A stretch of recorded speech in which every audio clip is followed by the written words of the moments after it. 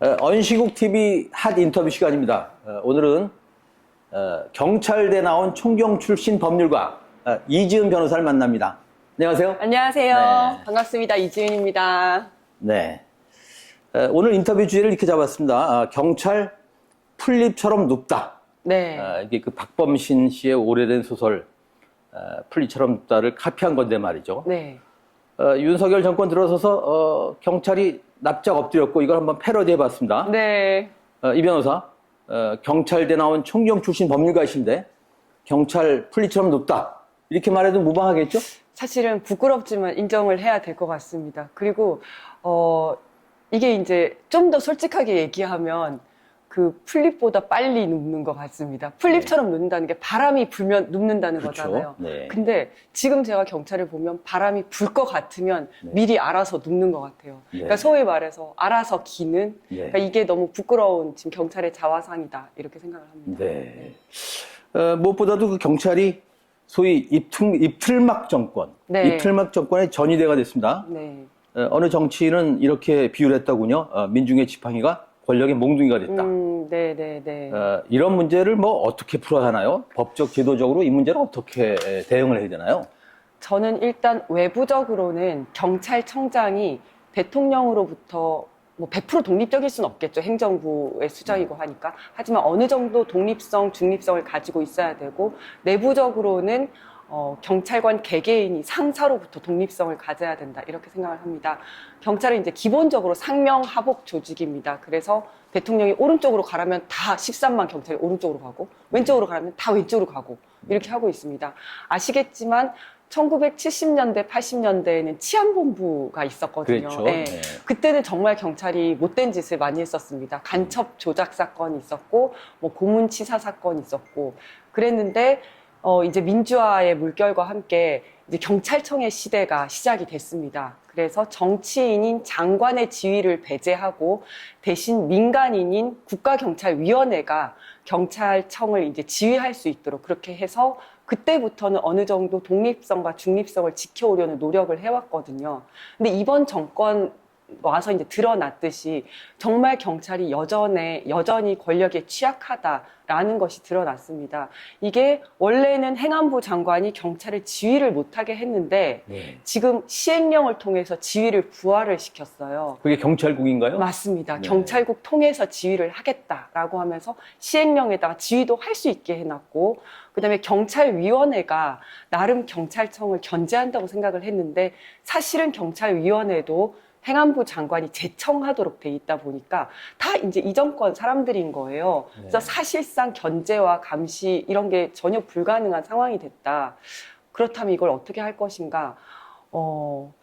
그렇다면 이제 다시 지위를 없애고 이 경찰위원회를 실질화시켜서 좀 뭐 여야 합의해서 위원들을 구성을 한다든지 해서 실질적으로 경찰청을 좀 지휘 감독할 수 있는 기관으로 만들어야 되겠다라는 생각이 들고요. 두 번째는 제가 아까 이제 내부적으로는 개개인이 상사로부터 좀 독립성을 가질 수 있어야 된다 이렇게 말씀을 드렸었는데 제가 경찰을 보면 경찰에는 정말 그 승진과 보직의 목줄이 달린 13만의 소시민들인 것 같거든요. 그래서 계급이 높으면 뭐 돈과 권력과 명예와 지위와 모든 거를 독점할 수 있어요. 그래서 계급에 무조건 이렇게 승진의 목숨을 매는 이제 그런 조직이 된 거예요. 거기다가 승진을 하기 위해서는 상사의 어떤 점수나 이런 것들이 또 절대적인 영향을 미치거든요. 그러다 보니까 상사의 지위가 자신의 소신이나 전문성보다 더 중요하게 여겨지고 이제 승진에 목매다 보니까 결국은 소신껏 일할 수 없는 분위기가 된 것 같아요. 그래서 아까 말씀드린 것처럼 경찰이 그래도 권력으로부터 좀 독립되기 위해서는 이렇게 경찰을 견제, 감시할 수 있는 경찰위원회가 실질화되고 개개인도 승진보다는 자신의 소신껏 일할 수 있는 분위기가 좀 만들어져야 된다. 그래야지 못된 대통령 하나가 경찰 전체를 이렇게 다 망치는 이런 일은 없지 않을까라는 생각이 네. 듭니다. 경찰위원회가 그 실질적인 권능을 회복하려면 그러니까 입법 상황입니까? 법을 고쳐야 됩니까? 법을 고쳐야 됩니다. 네. 이게 지금은 행안부 장관이 제청해서 대통령이 임명하도록 되어 있고 행안부 소속하에 행안부 내에 이제 그 경찰위원회를 두도록 하고 있거든요. 네. 그래서 요 위상도 뭐 국무총리로 올린다든지 요것도 필요하고 더 중요한 거는 구성을 할 때, 위원들 구성을 할 때 뭐 여야 합의로 한다든지 이렇게 해서 좀 중립적인 인사들, 그래서 견제가 가능한 인사들로 구성하는 게 필요하다 이렇게 생각합니다. 네. 방통위의 경우에 뭐 정치적 후견 제도 네. 이런 게 있습니다만은 그것도 나름의 문제가 있지 않습니까? 여전히 정치권에 대해서는 좀 취약한 그런 구조가 될 가능성도 있겠다 그런 생각이 들어서 그래도 지금보다 나을 것 같아요. 지금은 네. 그냥 거의 이제 여당에서만 다 하다 보니까, 그리고 이제 장관이 추천을 하다 보니까 거의 그냥 정권에 맞춰준다는 느낌밖에 네. 안 들거든요. 그렇군요. 그래서 견제가 전혀 안 되고 있다. 네. 네. 경찰 총수가 좀 독립적이려면은 예컨대 검찰청처럼 말이죠. 네. 그런 식의 그 시스템 같은 것도 필요할까요? 검찰청과 같은 시스템이라고 하는 거는 예컨대 검찰총장은 좀 독립적이라고 할 수 있지 않습니까? 네, 네. 네. 사실은 법적으로 보면 경찰청도 똑같이 외청으로 되어 외청이죠. 있고, 네. 네. 검찰청도 외청으로 되어 있고, 네. 오히려 검찰청은 검찰국을 통해서 지휘를 할 수 있도록 되어 있는데, 네. 경찰은 오히려 지휘를 못하게 되어 있습니다. 어떻게 보면 법적으로는 경찰청이 검찰청보다 더 독립적으로 되어 있거든요. 네. 근데 그게 다 유명무실화 된 거죠. 그렇군요. 네. 네. 지금 맥락으로 그런 말씀 하셨습니다만은, 대한민국 경찰이 굉장히 유능하지 않았습니까? 맞습니다. 예. 네. 그런데 이 정권 들어서 무능해졌습니다. 네. 이태원 참사에서 보듯이 대통령실 용산 이전 이런 것들하고도 관계가 좀 있는 듯 싶고, 맞습니다. 어떻게 분석하십니까? 저는 예. 그 이태원 참사 같은 경우에는 뭐 여러 가지 원인이 있겠지만 네. 대통령실의 용산 이전이 가장 큰 원인 중에 하나라고 봅니다. 지금까지 대통령은 청와대에서 일을 했었고 청와대는 종로경찰서 관할입니다. 네. 그리고 종로경찰서는 70년 동안 그 대통령의 경호 경비를 담당을 해왔습니다. 그리고 거기에는 그러니까 13만 경찰 중에서 경호 경비를 가장 잘하는 사람들이 거기에 있거든요. 네. 기관의 역량과 그다음에 개인의 역량이 최고입니다. 그렇기 때문에 아무 문제 없이 경호 경비를 해왔는데 아무 준비 없이 갑자기 용산으로 간 겁니다. 그런데 용산에는 그 경호 경비에 특화된 경찰관들이 없습니다. 그리고 또 그 경찰서 자체에서도 만약에 시위대들이 오면 어디를 막아야 되고 기동대는 어디에 배치해야 되고 이런 거에 대한 노하우가 전혀 없는 상태거든요. 네. 그러다 보니까 이 사람들은 이 경찰관들은 용산 대통령실을 경호경비하는 데만 다 올인을 한 겁니다. 사실 그 전까지는 10월 달이 되면 용산 경찰서의 주 관심사는 이태원이었었거든요. 할로윈. 그렇군요. 네. 네, 할로윈에 인파 관리 어떻게 할 건지. 그래서 거기에 대한 훈련도 계속하고 했었는데 이번에는 정말 대통령실 경호경비 때문에 그 이태원 할로윈 축제가 뒷전으로 밀릴 수밖에 없었어요. 그래서 그 전까지는 모든 서장, 과장들이 전부 이태원에 나가 있었다면 이번에는 다 대통령실 앞에 가 있었던 거죠. 결국은 네. 국민을 바라봐야 할 경찰이 대통령실을 바라보느라고 그런 일이 발생했다라고 생각을 하고 정말 준비 없는 대통령실 이전이 만들어낸 여러 가지 참사 중에 그러네요. 가장 네. 중요하고 큰 참사가 저는 이거다 이렇게 네, 생각합니다. 여러 후과를 남겼네요. 네, 경찰 출신의 법률가로서 네, 네. 나름의 촉으로 이태원 참사 말하자면 이 참사의 그 원인 제공자 말하자면 수사해야 될 사람, 네, 책임져야 될 네. 사람 몇 사람 꼽으신 다음에 누구를 꼽으시겠어요? 저는 이제 서울청장이 기소가 됐는데 무죄가 난 걸로 알고 있습니다. 네.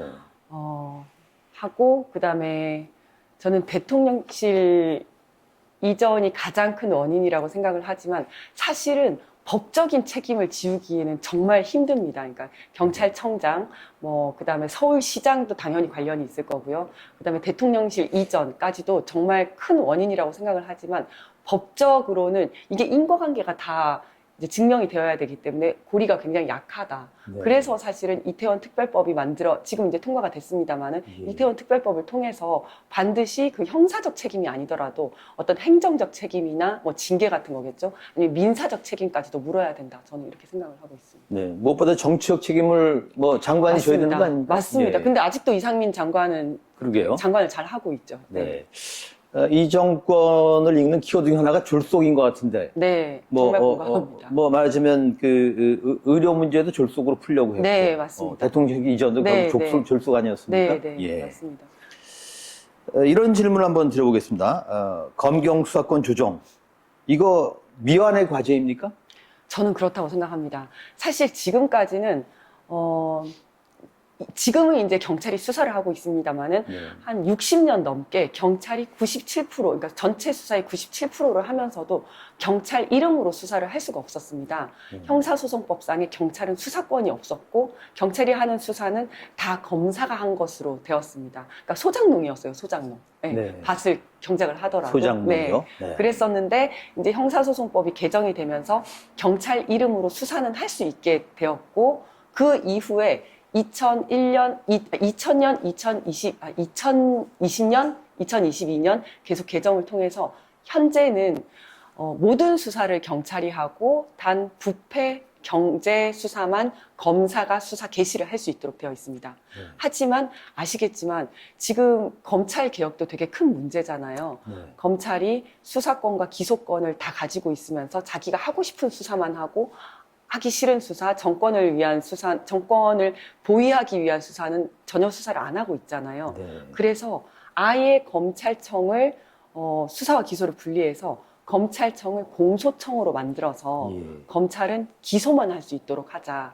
그렇게 만들고 대신 수사는 또 그렇게 경찰이 수사를 다 할 경우에는 경찰이 좀 이제 비대화될 수도 있고 네. 또 이제 전문적인 수사는 전문 수사관이 하는 게 필요하기 때문에 중대 수사에 대해서는 중대수사청이든 처를 만들어서 이제 수사를 할 수 있는 곳을 따로 만들자라고 이제 개혁 법안들이 좀 나와 있습니다. 저도 거기에 대해서 굉장히 공감을 예. 하고 있습니다. 그럼 중대수사청은 어디 소속이 되는 건가요?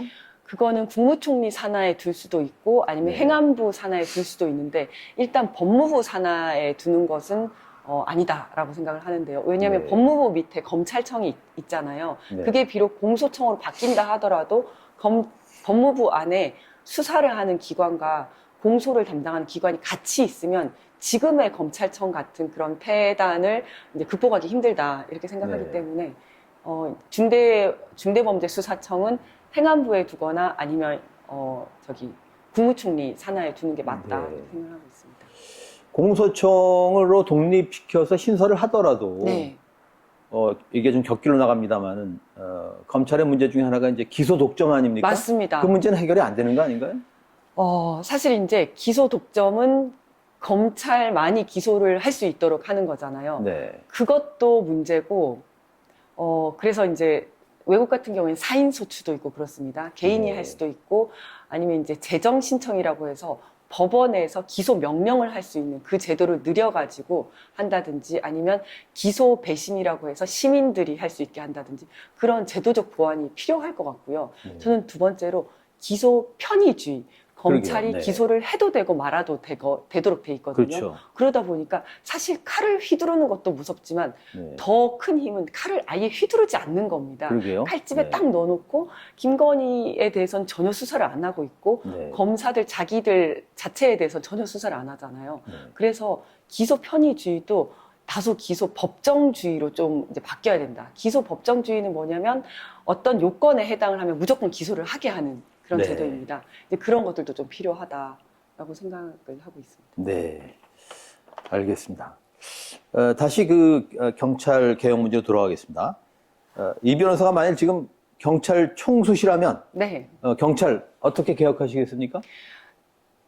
저는 일단 그 제일 처음에 화두를 던지신 것처럼 경찰이 권력에 너무 취약하잖아요. 그래서 그 경찰을 이제 권력으로부터 그 견제 감시할 수 있도록 하기 위해서는 아까 말씀드린 것처럼 국가경찰위원회의 위상을 강화시키는 것이 필요하고 또 하나는 경찰청장의 권한을 좀 분산을 시켜야 된다라고 생각을 합니다. 지금은 대통령이 경찰청장한테 시키면 13만 경찰관이 일사불란하게 움직일 수 있는 이런 조직입니다. 물론 밖으로 이야기를 할 때는 국가경찰, 자치경찰, 국수본, 국가수사본부 이렇게 한 지붕 세 가족이다라고 이야기를 하지만 사실상 경찰청장이 권력을 독점을 하고 있거든요. 그래서 인사와 예산을 좀 나눠야 된다. 그래서 그 대통령이 뭔가 지시를 하더라도 이 일사불란하게 13만 경찰이 움직여서는 안 된다. 이제 권력을 분산하는 것이 필요하다. 이렇게 생각을 하고요. 두 번째는 제가 경찰을 23년을 근무를 했는데 특히 현장에서 제가 근무를 많이 했었습니다. 근무를 하면서 느꼈던 것이 인력을 좀 개편하는 게 필요하다. 경찰이 항상 인원이 부족하다고 합니다. 그런데 저는 이거는 인원을 적절하게 분배를 한다면 물론 절대적인 인원도 부족하지만 적절하게 분배를 한다면 어느 정도 해결을 할 수 있을 거라고 생각하거든요. 경찰은 크게 시국 치안과 민생 치안으로 나뉩니다. 시국 치안은 정보라든지 경비, 민생 치안은 뭐 112, 수사, 형사 이런 분야인데 이렇게 뭐 독재 정권이라든지 권위주의 정권이 들어서면 경찰은 시국 치안에 굉장히 올인을 합니다. 네. 네. 그런데 지금도 역시 마찬가지고요. 저는 이걸 과감하게 민생 치안 쪽으로 바꿔야 된다. 그래서 특히 지금 기동대 인원들 너무 많거든요. 네. 이 인원들을 빼서 수사라든지 112 이런 현장에 좀 이제 보완을 해야 된다라고 생각을 하고요. 아까 수사권 조정이랑도 조금 관련이 되는데 지금 수사 인력이 굉장히 부족합니다. 왜냐하면 경찰청 수사구조 개혁 이후에 검찰청의 그 임무를, 역할을 좀 경찰청으로 더 많이 가지고 왔는데 인원이 오지를 않았어요. 네. 그러다 보니까 일은 많아졌는데 지금 인원은 그대로고. 그래서 수사하는 경찰관들 굉장히 허덕거리고 있거든요. 네. 그래서 사실은 수사권 조정이 되고 경찰이 수사권을 가지게 되면 더 우수한 인재들이 많이 들어와야 되는데 오히려 수사권 조정 이후에 더 힘들어졌다. 일만 많아지고 더 힘들어졌다. 이래가지고 오히려 수사과 수사부서를 떠나려고 하는 경찰관들이 많은 거예요. 그래서 이럴 때일수록 수사과의 인원을 좀 많이 보강을 시켜줘야 된다. 그래서 인원, 인력 이제 그 보충을 좀 해줘야 된다라고 생각을 네. 하고 있습니다. 그러니까 인적 자원의 배분 문제가 있는 거네요. 맞습니다. 네. 인력 개편의 문제가 네. 있습니다. 또 말씀 들어보니까 대통령이 군 통수권자이자 경찰 통수권자네요. 그렇죠. 행정부의 네. 수반이다 보니까 가장 최고 상사인 거죠. 네. 알겠습니다. 제가 알기로는 이제 경찰대 동기 중에서 가장 먼저 총경이 됐고, 2022년 전국 경찰서장 회의에 참석하신 후에 좌천되셨죠? 네. 네. 네. 아, 제가 이제 뭐 동기 중에 가장 선두라기보다는, 아니, 가장 먼저 됐다기보다는 네. 저희 이제 선두 그룹이라고 표현을 하면 좋을 것 네. 같은데 좀 빨리 승진을 한 편입니다. 그러니까 이제 단독 1등이 아니고 공동 1위를 했다는 말씀을 같습니다. 네, 그리고 저보다 이제 먼저 승진한 친구들도 있긴 했었고요. 그렇긴 예, 예, 했군요. 소수긴 했지만 있었고. 네. 네. 그렇고, 그 다음에 제가, 네, 자천된 것도 맞습니다. 네. 네. 그래서 드린 질문인데, 이거 경찰 내부의 문제, 경찰 조직 문화, 이런 문제 같습니다. 네, 네. 이건 어떻게 고쳐야 됩니까? 그래서 이제 승진 이야기가 나와서 말씀드리고 싶은데, 제가 꼭 바꾸고 싶은 우리 경찰 내부 문화가 있는데, 그거는, 돈 쓰고 백 써서 승진하는 문화, 이런 문화를 꼭 바꾸고 싶다. 제가 예전에 있을 때 이런 얘기가 있었어요. 경감, 무궁화 두 개인데요. 경감 달려면 몇백만 원 줘야 되고, 경정 달려면 또 얼마 줘야 되고, 총경은 1,000만 원 줘야 된다, 2,000만 원 줘야 된다, 이런 말들이 있었어요. 그래서 근데 저는 시험을 쳐서 승진을 했고, 또 총경이 될 때도 무슨 돈을 쓰거나 백을 써서 승진을 하지는 않았었기 때문에 말도 안 된다, 그런 게 어딨냐라고 이야기를 했었는데, 작년에 이제 제가 있었던 그 지방경찰청도 그렇고 다른 지방경찰청에서도 그 승진 브로커를 통해서 뭐 몇천만 원을 주고 승진한 사람들이 있었고 이런 내용들이 발각이 돼서 형사처벌을 받았거든요.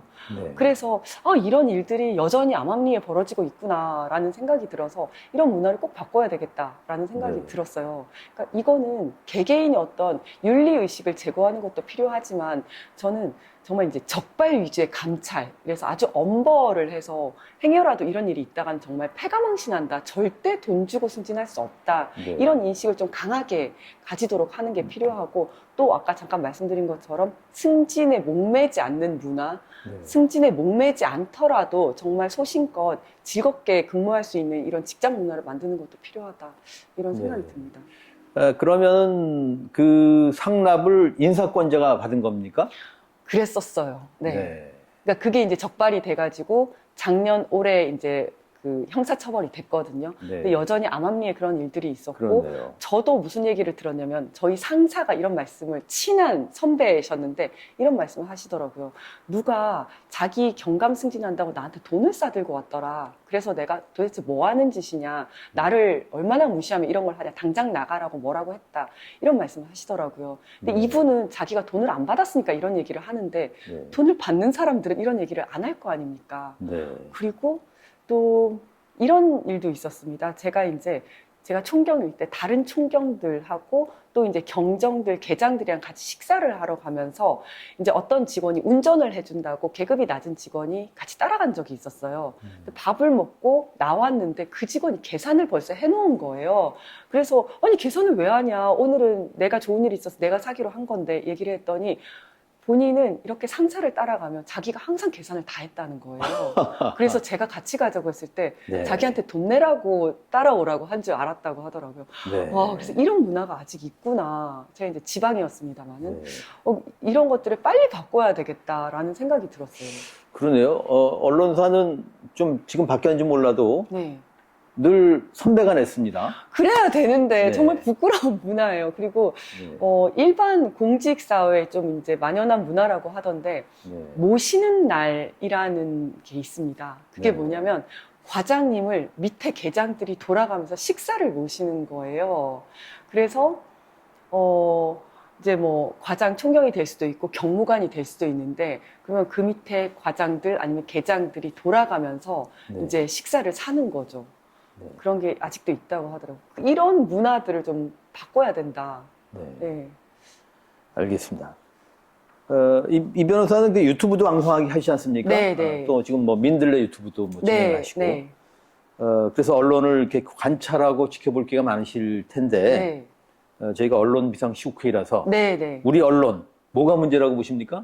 제가 먼저 여기서 이지은 TV 좀 홍보해도 될까요? 예. 이지은 TV 구독, 좋아요, 알림 설정 부탁드리고요. 네. 저는 요즘 언론을 보면서 약간 우리 시민들이 레거시 미디어에 대한 믿음을 거두기 시작했다라는 생각이 들더라고요. 최근 명태균 게이트를 보면 단독 특종 보도를 하는 곳이 뭐 일반 기성 언론들이 아니라 다 독립 신생 인터넷 언론들이잖아요. 네. 그래서 보통 시민들도 제보를 하다가, 예전에는 그냥 기성 언론들이 제보를 했지만 이제는 아무도 실어주지 않으니 그냥 그렇다면 나도 이제 뭐 뉴스토마토라든지 민들레라든지 아니면 뭐 뉴탐사, 뉴스타파 이런 독립 언론들의 제보를 더 많이 하는 것 같더라고요. 그래서 네. 시민들이 이제 그 기성 언론들에 대한 믿음을 거두기 시작했다. 이게 무엇을 뜻하는지 정말 저는 경각심을 가져야 된다고 생각을 하거든요. 네. 언론의 역할을 못하고 있는 거죠. 권력을 감시하고 견제해야 되는데 소금이 짠맛을 잃으면 소금이 아니듯이 언론이 그 역할을 제대로 못하고 있다는 것을 기성 언론들이 정말 깨달아야 된다라고 생각을 합니다. 네. 그리고 두 번째는 관점이 없다라는 생각이 드는데, 뭐 이렇게 받아쓰기 언론이라고 하잖아요. 네. 지난번에 8월 달에 정부에서 부동산 대책을 내놨을 때 그 설명 자료를 그냥 그대로 다 받아 썼더라고요. 이게 그냥 공급을 엄청나게 늘리고 재개발, 재건축이 잘 되도록 하겠다라는 내용인데, 이게 도대체 무슨 의미인지, 그리고 이 부작용은 뭔지에 대해서 일반 언론들은 거의 안 썼더라고요. 그리고 얼마 전에 이재명 대표의 공직선거법 위반 1심 선고가 나왔을 때도 그 재판의 문제가 뭔지를 짚는 언론들은 별로 없었고, 거의 재판부 설명 자료를 그대로 갖다가 썼고, 거기서 조금 더 나가면 이제 반대 의견들을 이렇게 좀 썼던데, 언론이 어떤 자신의 시각을 가지고 자신의 관점을 가지고 책임 있게 사안을 다루는 언론이 별로 없다. 그러다 보니까 시민들은 그냥 거기에 목마르니까 그냥 유튜브 찾아서 가는 것 같아요. 네. 근데 유튜브의 문제는 너무 양극화되어 있잖아요. 네. 그러다 보니까 좀 공정하고 객관적인 자세를 가진 언론의 어떤 책임 있는 관점을 가진 보도가 되게 필요하다, 이런 생각이 들었어요. 네. 아주 뼈아픈 지적입니다. 네. 음. 윤석열의 말, 특검을 거부한 자가 법이다. 네. 이걸 패러디하면 말이죠. 네, 제보가 몰리는 곳이 곧 언론입니다. 맞아요. 그런 것 같아요. 네. 그러니까 말씀하셨듯이 제보를 해도 안 쓰니까 네, 네. 받아주는 곳을 찾는 거 아닙니까? 맞습니다. 네. 지난 총선에서 500여 표 차로 낙선하셨죠? 네. 네. 뭐 세표로 낙서한 분도 있습니다. 맞아요. 예, 네. 예. 말하자면 이제 새내기 정치인이신데 네. 정치 앞으로 어떻게 하실 겁니까? 일단 정치 초보인 만큼 많이 배우고 있습니다. 많이 배우려고 노력하겠지만, 저의 시각, 저의 빛깔을 잃지 않으려고 노력을 하겠습니다. 그래서 어떤 현상을 저의 시각으로 보고 저의 말로 해설하고 해석하려고 노력을 하고 있고요. 또 하나는 균형 감각을 좀 가져야 되겠다는 생각이 드는데, 현장에서 민원을 듣다 보면 되게 이걸 해결하고 싶어요. 이걸 되게 들어주고 싶어요. 그게 뭐냐면 이 사람들의 이야기를 들어줌으로써 나의 능력을 좀 과시하고 싶고, 그 다음에 나의 인기가 올라가고 이게 표가 될 것 같으니까 이걸 어떻게든 좀 해결을 하고 싶은 거예요. 근데 또 그런 것들이 또 저희 철학이나 신념이랑 맞지 않을 수도 있잖아요. 그래서 소위 이제 포퓰리즘과 철학과 신념과의 균형이라든지, 아니면 이상과 현실의 균형이라든지, 또 내 편과 네 편의 균형이라든지, 이런 균형 감각을 잃지 않도록 노력해야 되겠다. 이런 네. 생각을 하고 있습니다.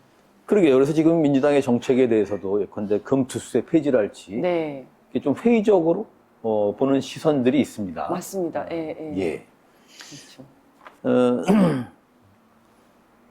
경찰대에 진학해서 경찰이 되셨고, 또 로스쿨을 거쳐서 이제 변호사가 네. 되셨고, 이제 또 정치를 변신하셨습니다. 네. 이런 뭐 변곡점, 선택의 기로에서 이 변호사의 마음을 움직인 것, 동인? 그건 뭔가요? 두 가지인 것 같아요. 하나는 뭔가 좀 더 나은 사회를 위해서 내가 뭘 할 수 있을까라는 게 하나가 있는 것 같고, 그 다음에 한 가지는 성장하고 싶은 욕심이 있는 것 같아요. 제가 이제 아까 좌천이 돼서 한직에 있었는데, 한직이 한가할 한자잖아요. 너무 편안했거든요. 너무 편안하고, 그 다음에 주말에는 여행 다니고, 맛있는 거 먹고, 그러고 있었는데, 이게 나의 성장에 무슨 도움이 될까라는 생각이 들더라고요. 그래서, 뭐라도 조금 더 배우고, 내가 좀 사회를 위해서 뭔가 좀 더 할 수 있고, 이런 나의 성장이 되고, 또 사회를 위해서 뭔가 할 수 있는 그런 것들이 원동력이 되는 것 같아요. 내가 네. 여기에 계속 있을지, 뭔가 다른 것을 할지에 대한 판단의 네. 기준이 되는 것 같습니다. 정치인으로서 롤모델, 누구 꼽으세요? 정치로서요? 네, 정치인 롤모델. 아, 너무 대단한 분이셔가지고, 네, 저는 말하면 안 될 것 같은데, 저는 김대중 대통령님을 너무 예. 좋아하거든요. 아주 훌륭한 네, 롤모델이죠. 예. 네. 근데, 제가 사실은, 국회의원은 어떻게 내가 한번 해볼 수 있을 것 같은데, 김대중 대통령님이나 노무현 대통령님을 보면 너무 대단하신 분이어서, 이런 분은 하늘에서 내려주신 분인 것 같아서, 그런 분들을 보면 난 대통령은 못하겠다, 이런 생각을 했었는데, 예. 윤석열 대통령을 보면, 야, 나도 대통령 잘하겠는데? 이런 생각이 좀 들어요. 네. 그런데, 그 김대중 대통령님을 보면서 제가 그래도 배우고 노력하면 그래도 그 반이라도 따라가지 않을까라는 네. 생각이 듭니다. 그분의 그 업적 성과 중에 네. 노통도 못한 게 정권 재창출이었습니다. 그렇죠. 네, 네, 그렇죠. 그건 네, 네. 노통도 문통도 못했습니다. 그리고 지금 보니까 더 비교가 되는 게, 지금은 거의 정적 죽이기에 혈안이 되어 있잖아요. 네. 그런데 김대중 대통령님은 자신을 죽이려고 했던 사람들을 다 용서를 하고 그랬죠. 포용을 하셨잖아요. 네. 이거 정말 그 신계다, 이거는. 인간계가 아니다. 네. 요즘 들어서 더 그런 생각이 들더라고요. 네. 지금 얼마 전에 이재명 대표도 자신의 단계에서 그 정적 죽이기, 이런 정치 보복을 끝내겠다라고 말씀을 하셨지만, 네. 제 마음속에서는 안 될 것 같은데, 이제 잘못한 사람은 일단 혼이 나야 될 것 같은데 라는 생각이 들거든요. 네. 근데 그 모든 거를 다 포용하셨던 분이잖아요, 김대중 네. 대통령님. 그런 걸 보면서 요즘 시대에 더 대단하시다는 생각이 들더라고요. 동감입니다만 뭐 그 결과 이제 전두환 같은 사람이 나중에 이제 이 사면 받고 나서도 하여튼 못된 짓을 했지 정신을 못 않습니까? 차리는 경우도 있었죠. 네, 네. 네. 그럼 이 변호사의 삶에 가장 큰 영향을 끼친 분은 누군가요? 저는 그래도 저희 부모님인 것 같습니다. 네. 네. 이건 그냥 모범답안 같은데요? 좀 그럴 수도 있는데요. 저희 부모님은, 제가 굉장히 낙천적인 성격이고, 좀 스트레스를 안 받는 성격인데, 이거는 진짜 100% 저희 부모님한테 물려받은 것 같아요. 네. 제가 대학을 떨어져서 재수를 했는데 보통 학생들은 이제 문제집 사가지고 1년 동안 어떻게 공부할지 이런 생각을 하잖아요. 그런데 저희 부모님은 아니다. 지금까지 한 것만 해도 너무 고생했고 앞으로 1년 동안 더 고생해야 되니까 지금 일단 놀아야 된다라고 하면서 어디 이렇게 놀 수 있는 장소를 마련해 주시고 제가 이번에 떨어졌지만 이제 그 선거에서 낙선을 했지만 근데 항상 격려해 주시고 뭐 괜찮아 잘했어 지금까지 한 것만 해도 너무 훌륭해 앞으로도 더 잘할 수 있을 거야 항상 이렇게 격려를 해 주셨거든요. 항상 감사한 마음 가지고 아니, 두 분이 그런 입장이 일치하세요?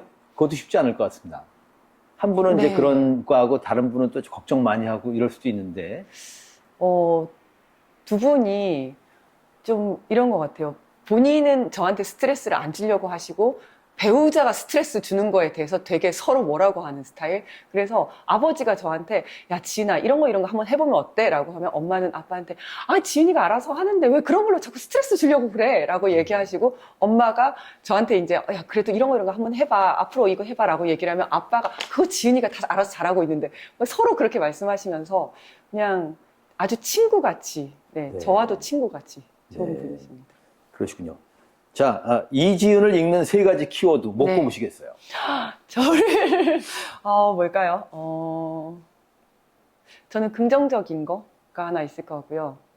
그 다음에 노력이 있을 것 같고 또 하나는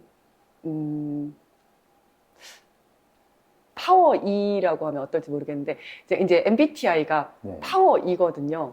그래서 굉장히 이것도 긍정이랑 비슷할 것 같아요. 그 친화력이 좋고 사람들하고 항상 잘 지내는 그런 게 그렇군요. 있을 것 같습니다. 네. 이 시대의 정치가 뭘 해야 한다고 보십니까? 사실은 정치는 그 민초들의 문제를 해결을 해줘야 되는데 지금은 전혀 해결을 못 해주고 있는 것 같아요. 그리고 더 이제 문제인 건 뭐냐면 사람들이 정치가 나의 문제를 해결해 줄 거라는 기대도 접은 거 아닌가라는 생각이 들거든요.